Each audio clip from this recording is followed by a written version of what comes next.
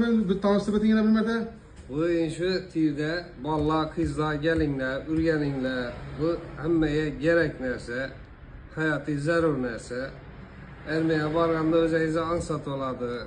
Prezidentimiz aytqanın yaşlarımız hemme nerse tayar duruşu gerek.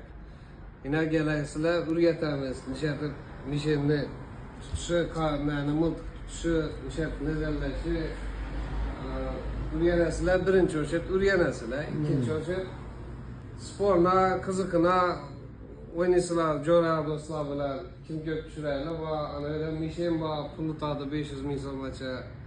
Prizlerim var. Prizleri bana göstersin yine. Yine bir de var yine. Prizler var. Kişine o neler var, kalafırlarda o kutadı meydeşi de prizler var. Şıkılla pullara gene. İşkılıp vaxtınızı bir hem faydalı hem yakımlı bir süpetli ötürüşe neden bu? Şunun için sport planı. Gelinle, ürgeninle, atınla vaxtınızı priyatni yaxşı ötürünler. Ana gördüğünüzden ben sana mesela yamana sen tavsiye etme. Gelin, görün, küçük sanat görün, prosu bekar yürümeyin. Böyle gelip özünüzü sanat görüp atıp gidersiniz.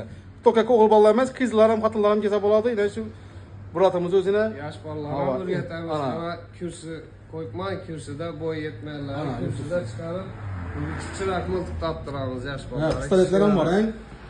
Çitmek hem kişine yaş balların gibi addelini.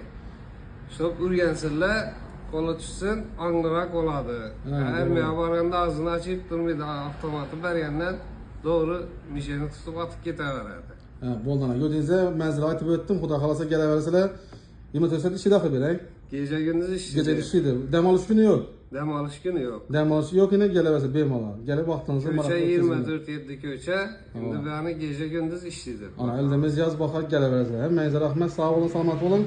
Like, podpiskana basın.